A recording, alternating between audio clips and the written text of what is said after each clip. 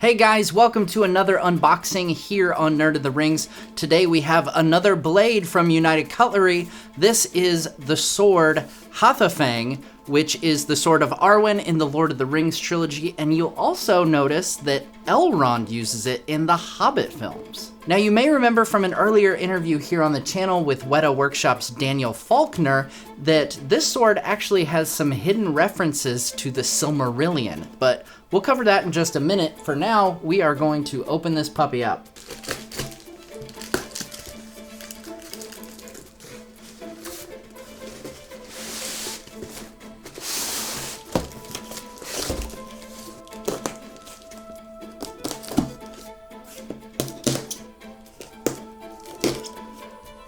Alright, here we go.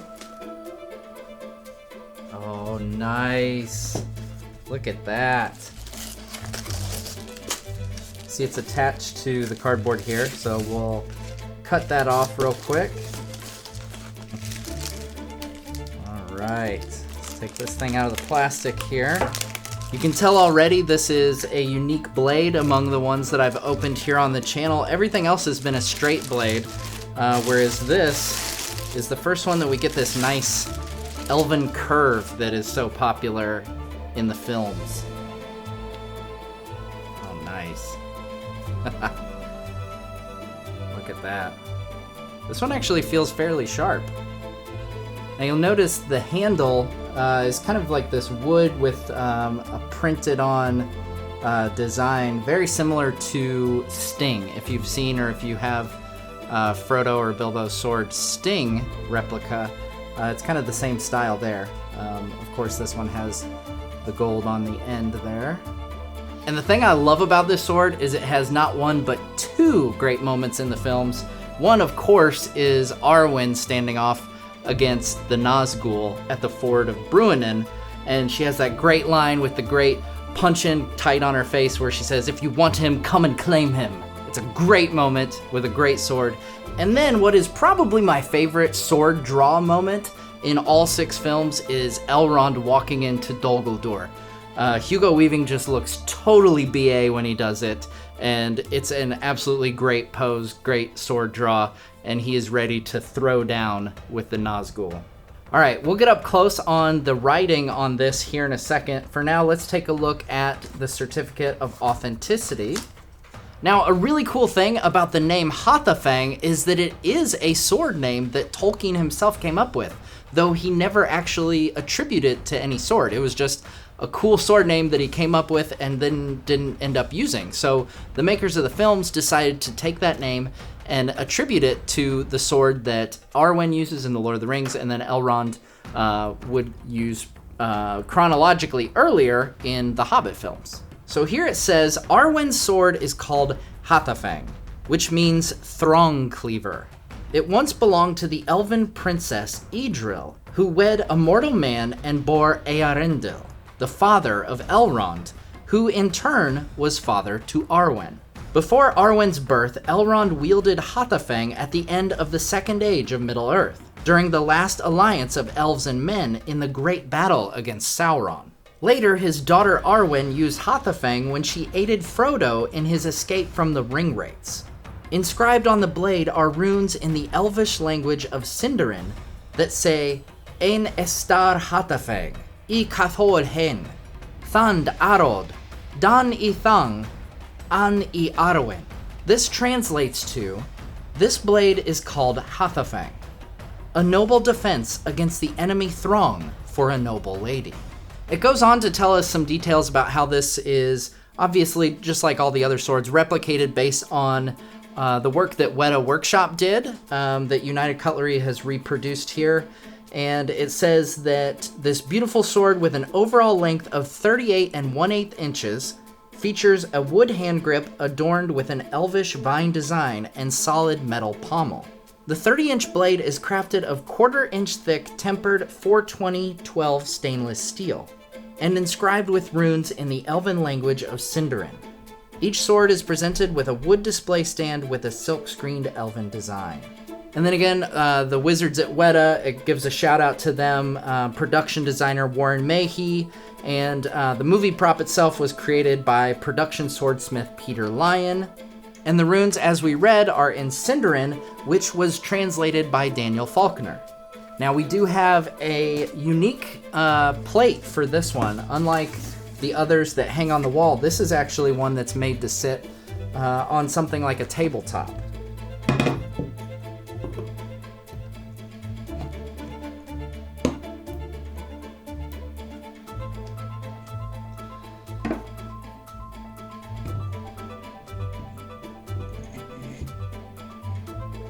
And there we go. That is how Hadhafang sits on its stand.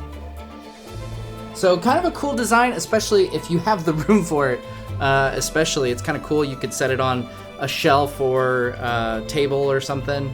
A little bit different than obviously the wall mounts that are vertical, but it really helps show off the curve of the blade, which is really cool.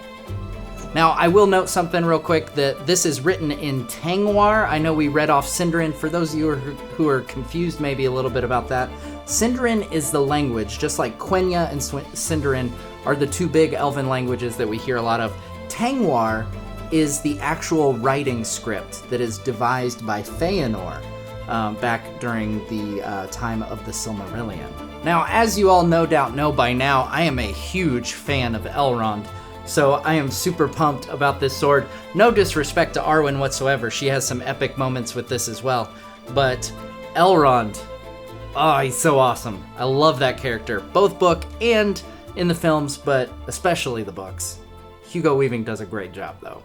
And looking at this closer, I just realized that the backside isn't nearly as sharp as the front side. So the moment when Arwen kind of playfully puts it up to Aragorn's neck and teases him about a ranger cut off his guard, I never really thought about that being the duller side of the blade. So that's probably a good move, because like, wouldn't that kind of suck if it was like, whoopsie, I just accidentally cut my fiance's throat trying to be all suave and stuff.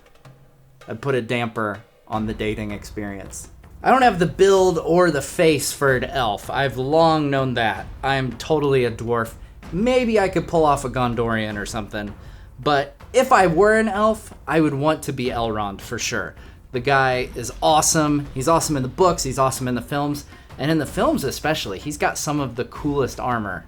I'm a big fan of that second age elf armor from the films. Now, it's interesting, as we pointed out, that Hadhafang here has the wooden handle, which is kind of unique among the swords. Most of the ones we have gone through, especially the Rohan swords, but also Glamdring and Andúril, they have the leather grips. But you can see from this, this is the Bilbo version of Sting. So it does not have the Elvish script on it. That's how you tell the difference between the two. The Frodo version is after Bilbo has come back through Rivendell, and that's when he gets the blade inscribed, because now it has a name. So this is the Bilbo version without Elven script, and you can see it also has the wooden handle with the print design on it.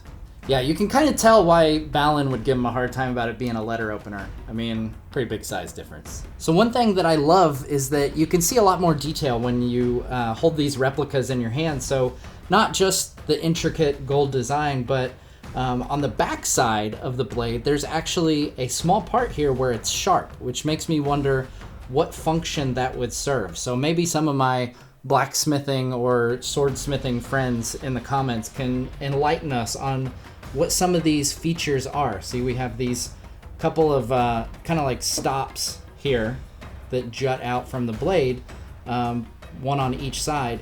But then there's like this small, about knife length groove here that is sharper than the rest of the backside of the blade.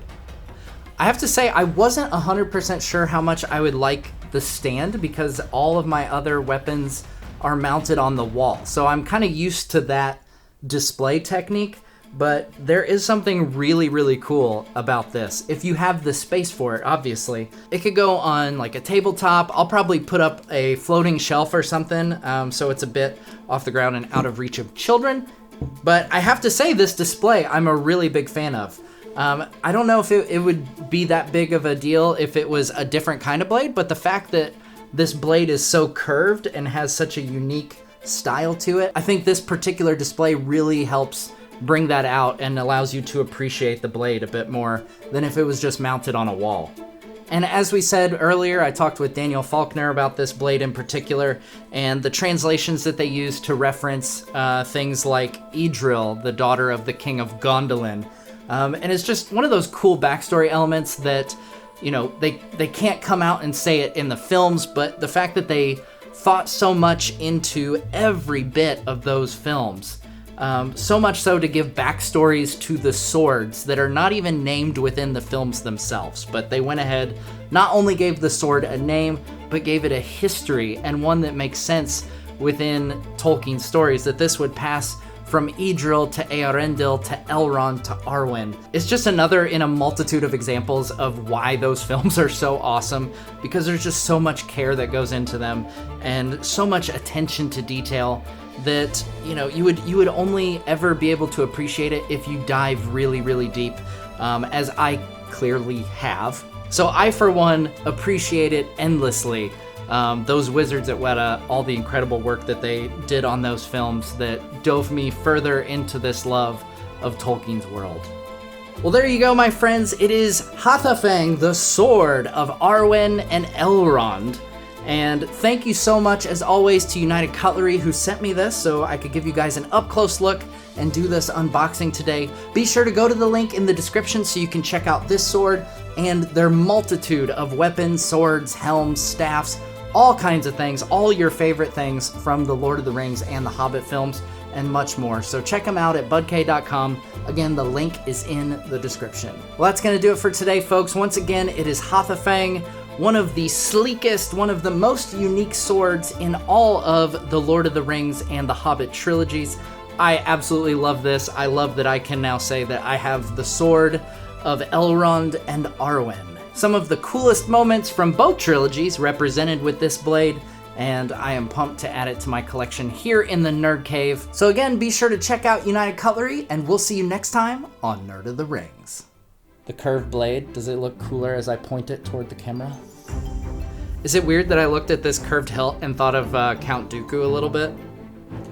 I just stabbed the box. Ah!